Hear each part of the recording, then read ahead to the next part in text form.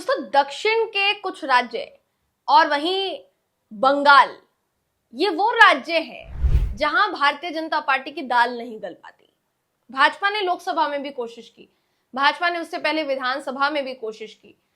पश्चिम बंगाल की मुख्यमंत्री ममता बनर्जी के खिलाफ कई तरीके के आरोप लगाने के प्रयास जो है वो हुए, कई तरीके की बातें हुई, टीका टिप्पणियां हुई, बावजूद इसके वोट जो है वो तो बढ़ा नहीं लेकिन कम जरूर हो गया। अब हालात ऐसे हैं कि चुनाव से पहले पार्टी की स्थिति यानी भाजपा की स्थिति पश्चिम बंगाल में नाजुक नजर आ रही है। लगातार नेताओं का पार्टी छोड़ने का जो सिलसिला है वो जारी है, और किस कदर जारी है दोस्तों, कितने पार्टी के नेता पार्टी छोड़ चुके हैं और कितने नेता पार्टी छोड़ने की फिराक में है, सब कुछ बताऊंगी इस खबर में आपको। आखिर तक इस वीडियो को जरूर देखिएगा।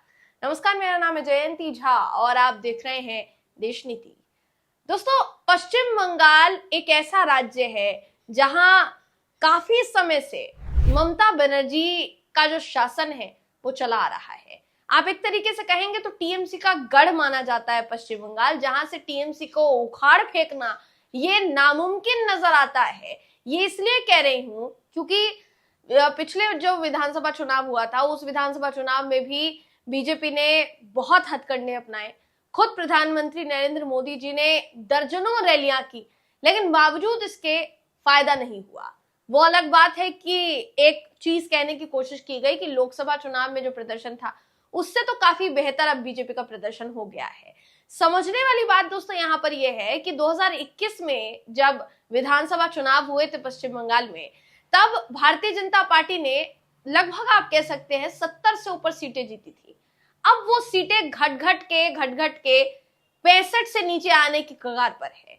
ये मैं इसलिए कह रही हूं क्योंकि वर्तमान में जो स्थिति है वो बीजेपी के लिए इतनी नाजुक हो चुकी है कि हर वो सीट जहां बीजेपी का कोई ना कोई विधायक जीता, या तो वो विधायक इस्तीफा दे रहा है, या तो वो जो विधायक है वो पार्टी छोड़कर चला जा रहा है। और कई विधायकों की आप कह सकते हैं अकस्मात मृत्यु की वजह से, निधन की वजह से बीजेपी को नुकसान हुआ है, क्योंकि उस क्षेत्र में फिर से पैठ जमा पाना बहुत मुश्किल हो गया है। ऐसे में फिलहाल स्थिति क्या है, बिना देर के आपको बता देते हैं। आपकी स्क्रीन पर इस समय वो खबर मैं आपको दिखा रही हूं जिसके मुताबिक भारतीय जनता पार्टी में अंदरूनी कलह जो है उसकी वजह से बीजेपी फिलहाल दिक्कतों का सामना कर रही है। खबर कहती है दोस्तों कि भाजपा के लिए मुश्किलें कम होने का नाम नहीं ले रही, क्योंकि 2021 में बीजेपी ने चुनाव में 77 सीटें जीती थी, बीजेपी के 77 विधायक थे।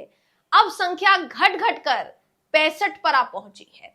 पार्टी में टूट जारी है, इस्तीफे जारी है, विधायकों के निधन की वजह से संख्या जो है वो घट चुकी है।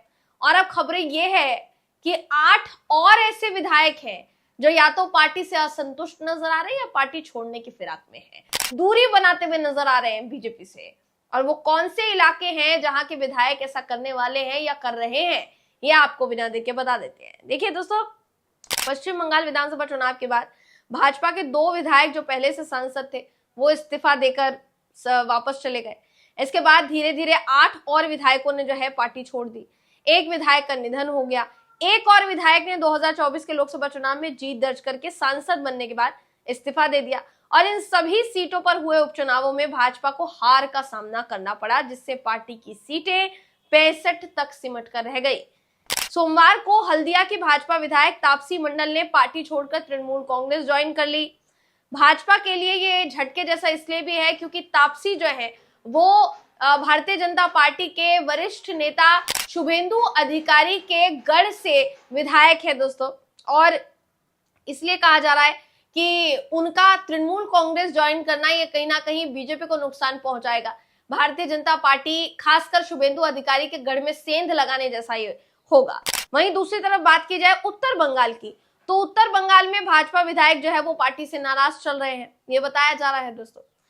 उत्तर बंगाल में दार्जिलिंग जिले के कारशियांग से विधायक विष्णु प्रसाद शर्मा कई मौकों पर पार्टी के खिलाफ जो है वो बयान दे चुके हैं। उनका ये भी कहना है पार्टी ने पहाड़ी इलाकों को विशेष दर्जा देने का जो वादा किया था उसे पूरा नहीं किया, और बंगाल से अलग करके पहाड़ के लिए नया राज्य जो है वो बनाया जाना चाहिए। अब इस मांग का समर्थन तो बीजेपी नहीं करती है, जिससे क्या हुआ कि विष्णु प्रसाद और पार्टी के बीच तनाव की स्थिति जो है वो आ गई। और कई बार ये संकेत मिले कि वो पार्टी को अलविदा कह सकते हैं। तृणमूल कांग्रेस भी देखिए इस मांग के खिलाफ है कि वो नहीं चाहती कि उत्तर बंगाल जो है वो अलग हो। तो ऐसे में जो भी पार्टी के नेता, खासकर भारतीय जनता पार्टी के अंदर जो अलग पश्चिम बंगाल से जो क्षेत्र अलग करने की मांग जो है उठ रही है, यानी दो भागों में बांटने की जो मांग उठ रही है दोस्तों, ये कहीं ना कहीं टीएमसी को जो है फायदा पहुंचा सकती है। काफी ऐसे नेता जो आप कह सकते हैं कि इस वक्त वो मांग जो है कर रहे हैं, उनको टीएमसी अपने खेमे में नहीं लेगी और दूसरी तरफ भारतीय जनता पार्टी अपने नेताओं की बात मानेगी नहीं।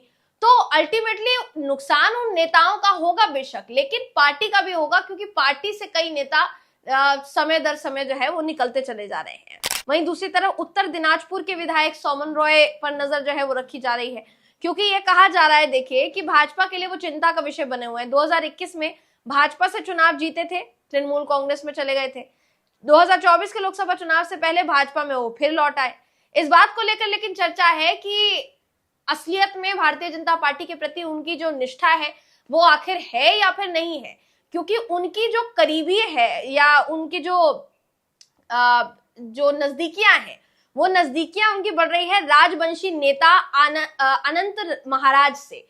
और ये जो अनंत महाराज हैं, ये भाजपा ने इनको राज्यसभा भेजकर खुश करने की कोशिश की थी, लेकिन धीरे धीरे ये पार्टी से दूर होते चले गए। तो अगर ये कोई भी नेता इनके कांटेक्ट में आता है तो आप समझ सकते हैं जाहिर तौर पर वो पार्टी से उस नेता को अलग करने की कोशिश करेगा।